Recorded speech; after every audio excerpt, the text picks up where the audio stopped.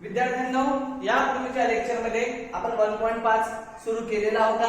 त्यातील काही गणित आपले झालेले सुद्धा आहेत. उरलेले उर्वरित गणित आपण या लेक्चर मध्ये पाहूया. तर 1.5 चा तुमचा हा चौथा प्रश्न आहे. एका अपूर्णांकाचा छेद हा अंशाच्या दुप्पटीपेक्षा 4 ने मोठा आहे. एका अपूर्णांकाचा छेद हा अंशाच्या दुप्पटीपेक्षा 4 ने मोठा आहे.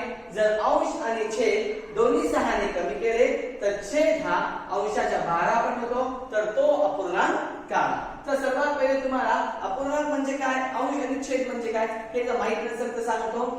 हा जो आपण एखादा अपूर्णांक लिहितो, उदाहरणार्थ ह्या वरच्या अपूर्णांकाच्या वरच्या भागाला म्हटलं जाते अंश आणि खालच्या भागाला म्हटला जातो छेद. वरचा असतो अंश आणि खालचा असतो छेद. तर आपल्याला अपूर्णांक काढायचा तर अंश आणि छेद हे दोन्ही माहित असायला पाहिजे. पण आपल्याला दोन्ही गोष्टी माहित आहेत का? नाही. मग एकाला पकडूया आपण x आणि एकाला पकडूया y. समजा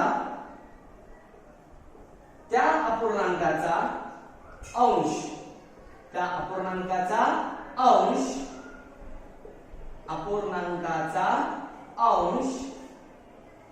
बरोबर x. समजा अंश काय पकडूया विद्यार्थ्यांनो आपण x, कारण आपल्याला अंश पण माहित नाही आणि छेद पण माहित नाही. अंशाला आपण x पकडूया आणि त्या अपूर्णांकाचा छेद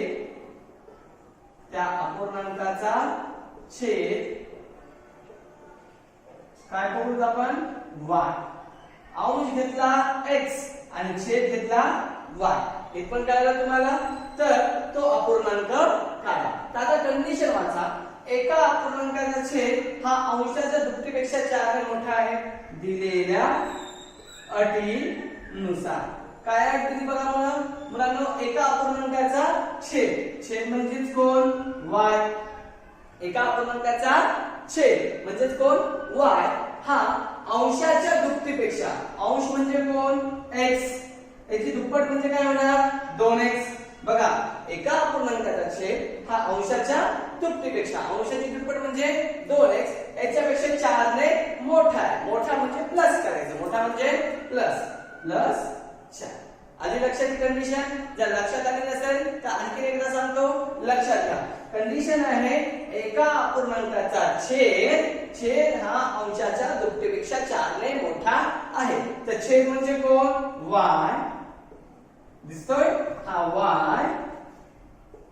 हा अंशाच्या दुप्पटीपेक्षा, अंश म्हणजे x, त्याची दुप्पट म्हणजे 2x, याच्यापेक्षा 4 ने मोठा म्हणजे प्लस. तर कंडिशन आहे एका अपूर्णांकाचा छेद हा अंशाच्या दुप्पटीपेक्षा 4 ने मोठा म्हणजे प्लस. y बरोबर 2x अधिक 4. तर पहिले या इक्वेशनला, या समीकरणाला योग्य फॉर्म मध्ये घेऊया, योग्य रूपामध्ये घेऊया. पहिले x नंतर y आणि बरोबरचे चिन्ह देऊन अंक या पद्धतीमध्ये घ्या. ते बरोबरचे चिन्ह जशाला तसे देऊन हा जो 2x आहे तो अलीकडे पाहिजे. तर प्लसचा 2x इकडे आल्यानंतर काय होणार विद्यार्थ्यांनो, मायनस y जशाला तशाकडे y जागा बदललेली नाही. 4 पण जशाला तसा. हे झालं आपलं समीकरण नंबर 1. हा झाला आपला समीकरण नंबर 1. आता दुसरी अट वाचून आपण दिलेल्या दुसऱ्या अटीनुसार काय म्हणते विद्यार्थ्यांनो, दुसरी अट बघा बरं. जर अंश आणि छेद 6 ने कमी केले, अंश आणि छेद 6 ने कमी केले, लक्ष द्या. अंश 6 ने कमी केला, अंश 6 ने कमी केला काय होणार. आता अंश काय आपला x, 6 ने कमी केला तर काय होणार विद्यार्थ्यांनो, x - 6. कमी म्हणजे मायनस, अंश 6 ने कमी केला म्हणजे x - 6. छेद पण 6 ने कमी केला, छेद 6 ने कमी केला. तर छेद काय पहा बरं विद्यार्थ्यांनो, छेद आहे आपला y, हा 6 ने कमी केला तर काय होणार y - 6. बरोबर. अंश 6 ने कमी केला आणि छेद पण 6 ने कमी केला. तर छेद हा अंशाच्या 12 पट होतो. छेद हा अंशाच्या 12 पट होतो. पाहून घ्या दिलेल्या दुसऱ्या अटीनुसार जर अंश 6 ने कमी केला आणि छेद पण 6 ने कमी केला तर छेद म्हणजे कोण आहे आपला y - 6. हाच आहे ना मुलांना छेद. हा छेद अंशाच्या, अंश कोणता आपला, अंश कोणता पहा बरं x - 6 याच्या 12 पट होतो. पट म्हणजे गुणाकार करतात. पट म्हणजे गुणाकार. हे 12 या कंसालाच आपण गुणाकारचं चिन्ह म्हणू शकतो. कंसाला आपण गुणाकारचं चिन्ह बघून काय एकदा काय सांगितलेलं द्यायचं तर गुणाकारचं चिन्ह द्या, तशी द्यायची गरज नसते. कंडिशन काय म्हणते बघा, दुसऱ्या अटीनुसार अंश 6 ने कमी केला. पहा अंश आणि छेद दोन्ही 6 ने कमी केले. अंश 6 ने कमी केला म्हणजे x 6, छेद 6 ने कमी केला म्हणजे y 6. केल्यावर छेद हा अंशाच्या 12 पट येतो. छेद म्हणजे y 6 हा अंश x 6 याची 12 पट. पट म्हणजे गुणिले करतात. या अंशाच्या 12 पट केला तर तो अपूर्णांक काढा, असा आपला प्रश्न आहे. त्याला सोडवा पहिले. हे झालं. आता आपली अटीनुसार समीकरण बनवलेला सोडवा. y 6 दशाला तसं सोडवा. 12 गुणाकार करा. 12 गुणिले x 12x 12 गुणिले 6 12 सखम 72 12 सखम 72. आता काय करायचं विद्यार्थ्यांनो, x आणि y उजव्या साईडला आणि अंकाला पलीकडल्या साईडला घ्यायचं. x y उजवीकडे आणि अंक पलीकडे. तर बघून घ्या, हा 12x प्लस चा आहे, इकडे घेऊन काय होणार -12x. हा तर y ऑलरेडी इकडेच आहे दशाला तसा, प्लस दशाला तसं. हे 72 ला 72 कारण ते पलीकडेच आहे. हा पहा -6 हा उजवीकडून कोणीकडे जातो, आपल्या कोणीकडे चालला सांगा बरं, या साईडून पलीकडल्या साईडला चालला. तर -6 तिकडे जाऊन काय होणार प्लस होणार का बघून घ्या. हा प्लस बरोबरचं चिन्ह xy ला इकडे घ्या. 12x पलीकडे होता तर इकडे आणलं म्हणून +12 मायनस झालं. y च्या दशाला तसं 72 पण दशाला तसं. या 6 ची जागा बदलली, -6 तिकडे गेलं म्हणजे काय झालं प्लस झालं, कारण बाजू बदलली की चिन्ह बदललं. सोडवायला -12 दशाला तसं y दशाला तसं. आता पहा हे -72 आणि +6 एक मायनसचं साइन आहे, एक प्लसचं साइन आहे. एक मायनस आणि एक प्लस असताना वजाबाकी करून मोठ्याचं चिन्ह देतात. तर दोघांची वजाबाकी येते 66 आणि मोठ्याचं चिन्ह आहे मायनस. तर काय आलं आपलं समीकरण -12x y बरोबर -66. आता या दोन्ही समीकरणाला सोडवा. समीकरण 1 व 2 वरून, समीकरण 1 व 2 वरून काय म्हणते एक नंबरचं समीकरण -2x y बरोबर 4.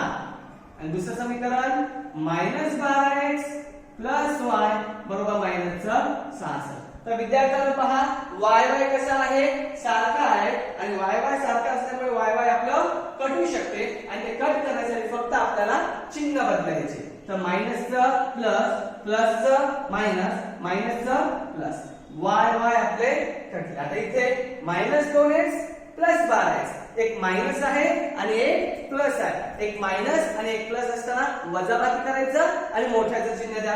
12 आणि 2 ची वजाबाकी 10x आणि मोठी संख्या 12चं चिन्ह कोणतं आहे प्लस, पण प्लसचे चिन्ह द्यायची गरज नाही. इकडं 4 + 66 70 x दशाला तसे 70 दशाला तसे गुणाकारातले 10 भागाकारात 10 70 x बरोबर किती आलं 7. आता ही x ची किंमत समीकरण नंबर 1 मध्ये ठेवतो आपण. x ची किंमत समीकरण नंबर 1 मध्ये ठेवून, 1 मध्ये ठेवून. तर काय आहे पहा विद्यार्थ्यांनो, 1 नंबरचं समीकरण -2x y बरोबर 4. -2x y बरोबर 4. -2 दशाला कसं 2 आणि x च्या मध्ये जरी कोणतं चिन्ह दिसत नसलं तरी गुणाकारचं चिन्ह. x ची व्हॅल्यू किती आहे 7, y ला y 4 ला 4, बेसाठी 14 मायनसचे, y ला y आणि 4 ला 4 बरोबर आहे विद्यार्थ्यांनो. आता पहा -14 आणि y यांची बेरीज होत नाही, मग या -14 ला आपण पलीकडे पाठवूया. y दशाला तसे 4 दशाला तसे -14 तिकडे जाऊन काय झालेले आहेत आपले प्लस झाले. y बरोबर 14 आणि 4 18, y बरोबर 14 आणि 4 18. तर आपला y पण आला आणि x पण आला. म्हणून त्या समीकरणाचा, त्या अपूर्णांकाचा अंश, म्हणून अपूर्णांकाचा अंश कोणता आहे विद्यार्थ्यांना, अंश कोणता आहे आपला x बरोबर किती 7 अपूर्णांकाचा छेद कोणता आहे सांगा बरं अपूर्णांकाचा छेद कोणता आहे y बरोबर पहा किती आहे विद्यार्थ्यांनो 18 आणि तो अपूर्णांक म्हणजे काय असतो वर असतो अंश खाली असतो छेद म्हणजे x छेद y म्हणजेच किती विद्यार्थ्यांनो 7/18 अशा प्रकारे आपलं हे गणित संपलं एवढ्या स्टेप तुम्हाला समजल्या का एकदा पाहून घ्या पाहिजे तर तुम्ही ते व्हिडिओ पॉज करू शकता व्हिडिओ पॉज करा आणि पुढचं याला एकदा बघून घ्या आणि हे झालं की आपण पुढचं गणित एकदा पाहूया तर आपलं पुढचं गणित आहे विद्यार्थ्यांनो प्रश्न पाचवा तुमचा काय म्हणतो पहा तर प्रश्न 5वा आहे तुमचा शाब्दिक गणितच आहे 10 टनांची प्रश्न तुमचा नेक्स्ट आहे विद्यार्थ्यांनो 10 टनांची क्षमता असणाऱ्या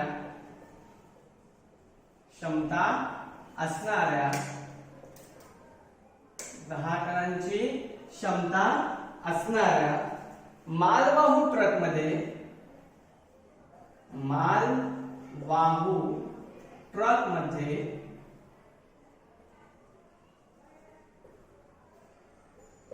मालवाहू ए आणि बी अशा दोन विशिष्ट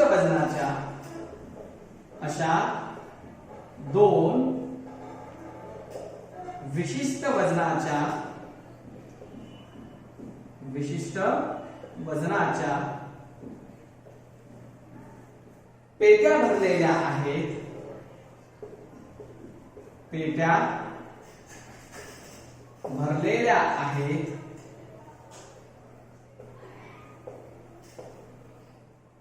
जर ए प्रकारच्या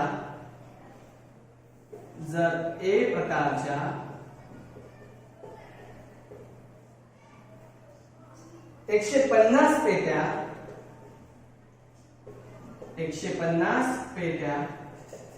व बी प्रकारच्या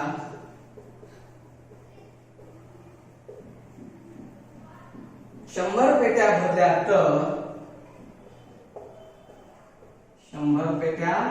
भरल्या तर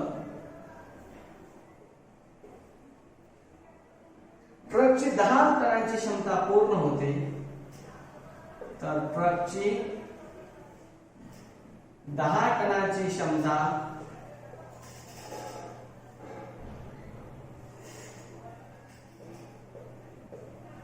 पूर्ण होते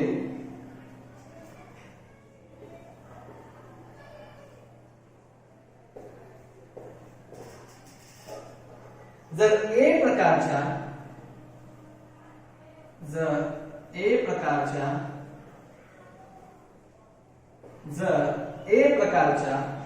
260 पेट्या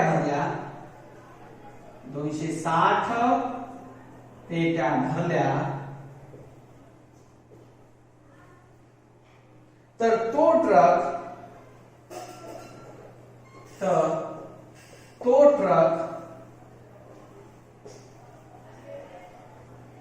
त्याच्या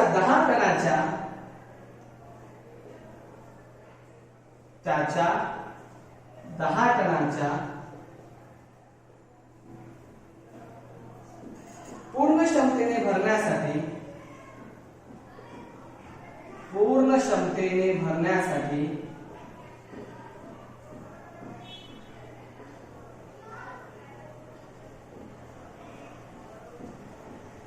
बी प्रकारच्या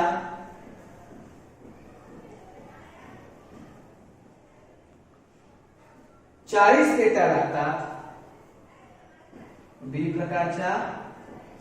पेट्या लागतात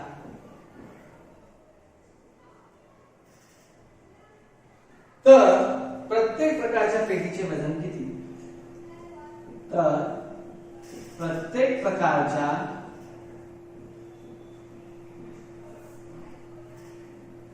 पेटीचे वजन किती या प्रश्नाचे आपल्याला उत्तर काढायचं आहे. तर लक्ष द्या, पहिले हे गणित समजून घ्या. 10 टनाची क्षमता असणाऱ्या मालवाहू ट्रक मध्ये ए आणि बी असे दोन विशिष्ट वजनाच्या पेट्या भरलेल्या आहेत. जर ए प्रकारच्या 150 पेट्या आणि बी प्रकारच्या 100 पेट्या आहेत तर ट्रकची 10 टनाची क्षमता पूर्ण होते. जर ए प्रकारच्या 260 पेट्या भरल्या तर तो ट्रक त्याच्या 10 टनाच्या पुढच्या क्षमतेने भरण्यासाठी बी प्रकारच्या 40 पेट्या लागतात. तर प्रत्येक प्रकारच्या पेटीचे वजन किती? तर मुलांनो, आपल्याला प्रत्येक प्रकारच्या पेटीचं वजन माहिती आहे का? जसं इथे दोन प्रकारच्या पेट्या आहेत, एक ए आणि एक बी. समजा जे ए प्रकारची पेटी आहे, समजा जी ए प्रकारची पेटी आहे त्याचं वजन पकडूत आपण x किलो. काय पकडूया?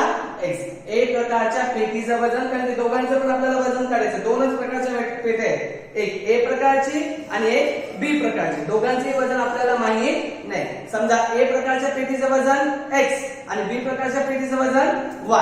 एवढं समजलं तुम्हाला? पाहून घ्या, प्रत्येक प्रकारच्या पेटीचं वजन काढावणे. आपल्याला प्रत्येक प्रकारच्या पेटीचं वजन माहित नाही. आपल्याकडे दोनच प्रकारच्या पेट्या आहेत, एक आहे ए आणि एक आहे बी. समजा ए प्रकारच्या पेटीचं वजन x किलो आणि बी प्रकारच्या पेटीचं वजन y किलो. एवढं आलं लक्षात? समजा, पाहून घ्या, उत्तर देऊया इथे आपण. समजा ए प्रकारच्या पेटीचे वजन बरोबर x kilogram. x kilogram. A प्रकारच्या पेटीचे वजन बरोबर x किलोग्रॅम. बी प्रकारच्या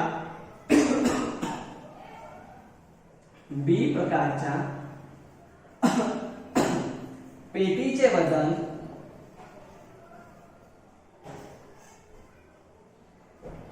बरोबर y किलोग्रॅम. बरोबर y किलोग्रॅम. आपल्याजवळ दोन प्रकारच्या पेट्या आहेत मुलांनो, एक ए प्रकारची पेटी आणि एक बी प्रकारची पेटी.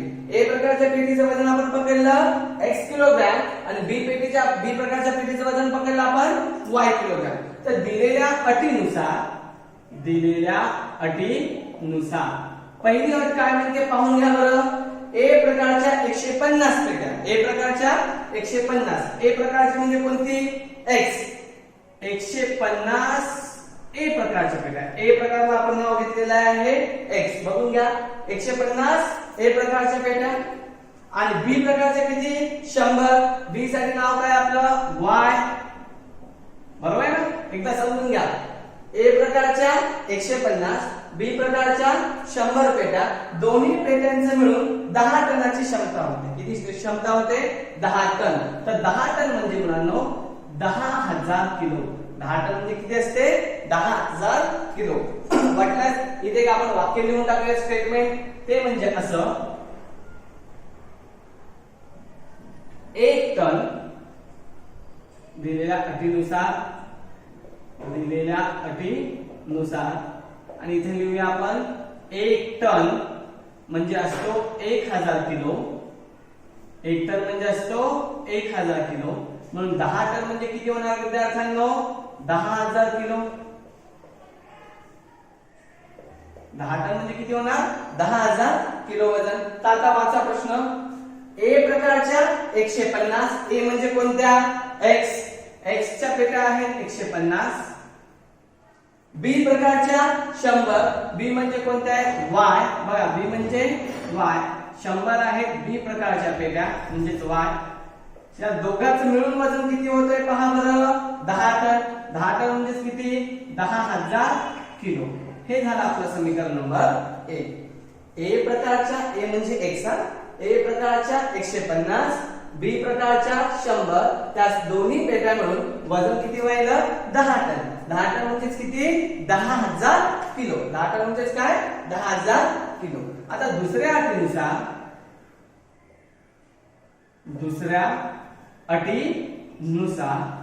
दुसरी अट काय म्हणते पहा बरं मुलांनो.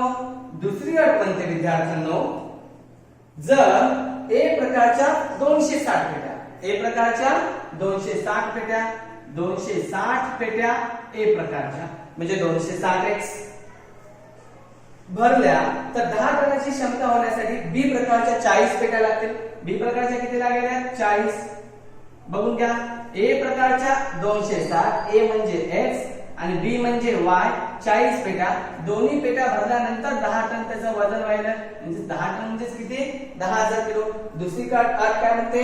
ए प्रकारच्या 260, बी प्रकारच्या 40 पेट्या मिसळल्या तर 10 टन होणार. बघा, ए प्रकार, ए म्हणजे x, ए प्रकारच्या 260, बी म्हणजे y, बी प्रकारच्या 40, दोघांची मिळून 10,000 टन. तर प्रत्येक पेटीचं वजन किती? आपल्याला इथे 2 समीकरण झाले. आता या दोन्ही समीकरणाला आपण काय करूया?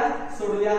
समीकरण नंबर 1 व 2 वरून, 1 व 2 वरून, समीकरण 1 व 2 वरून काय आहे? 1 नंबरचं समीकरण बघा, 150x प्लस 100y बरोबर 10,000, खाली 260x प्लस 40y बरोबर सुद्धा पुन्हा 10,000. सोडवा.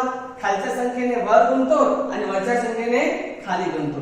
आणि खालची संख्या म्हणजे x नच गुणावं असं काही नाही, y ने सुद्धा गुणता येते. तुम्हाला जो गुणाकार सोपा वाटतो तो तुम्ही करू शकता. आपण नेहमी x न गुणतो, एखाद्या गणितात आपण y च्या संपूर्णकाने सुद्धा गुणतो. या 40 ने वरती गुणूया आणि या 100 ने आपण खाली गुणूया. समीकरण कसं सोडवतात तुम्हाला माहिती आहे ना? जर कोणतीही जोडी सारखी नसेल x आणि y ची, तर खालच्या संख्येने वर आणि वरच्या संख्येने खाली गुणायचं. खालच्या 40 ना आपण वर गुणतोय आणि वरच्या 100 ना आपण खाली गुणतोय. करा गुणाकार. 15 चौक 60 आणि वरती 2 शून्य, म्हणजे किती झाले आपले? 40 गुणिले 150 किती आलं? 6000x प्लस 40 गुणिले 100 किती होणार? 4000y. आणि इथे गुणाकार करा. 10,000 गुणिले 40 किती होणार आपलं? 4 लाख. केला गुणाकार आपण, खाली गुणाकार करा. 100 गुणिले 260 तर झाला आपला 26,000x प्लस 100 गुणिले 40 झालं 4000y आणि 100 गुणिले 10,000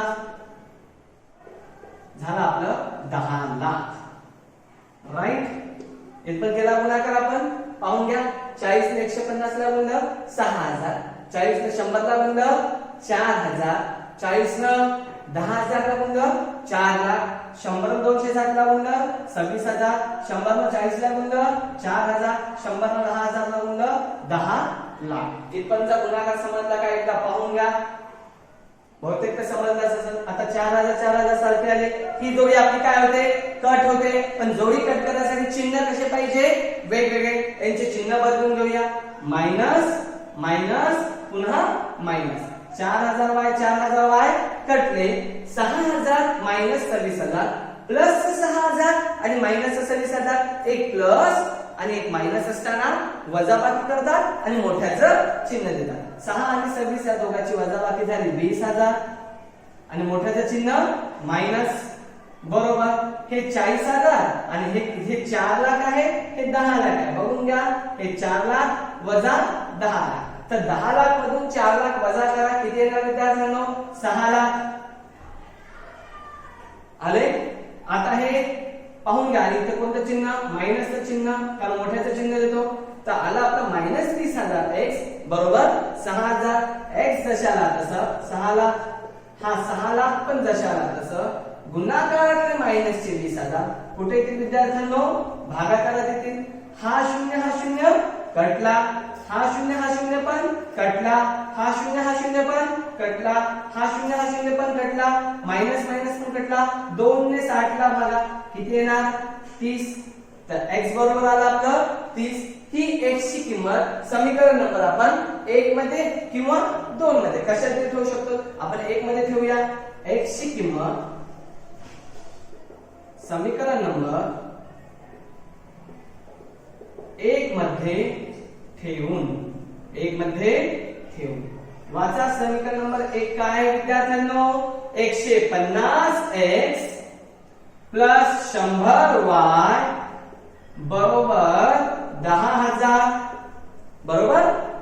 150 ला 150. इथे कोणतेही चिन्ह नाही म्हणजे गुणाकार. x ची किंमत 30 प्लस 100y बरोबर 10,000.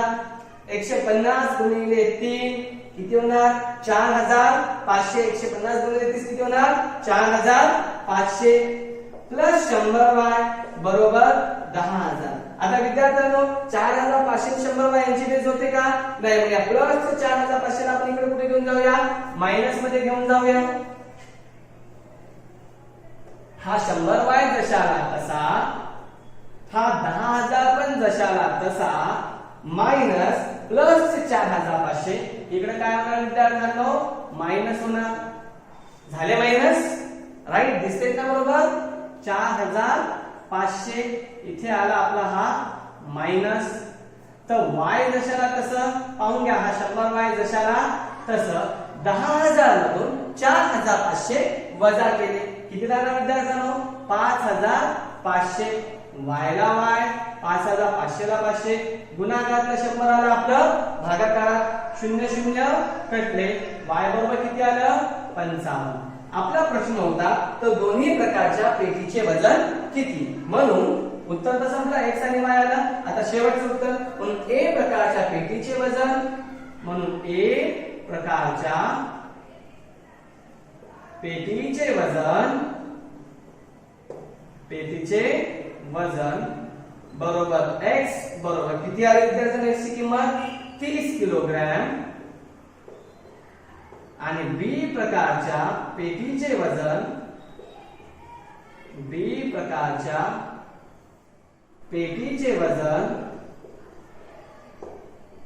बरोबर y बरोबर किती विद्यार्थ्यांनो 55 किलोग्रॅम.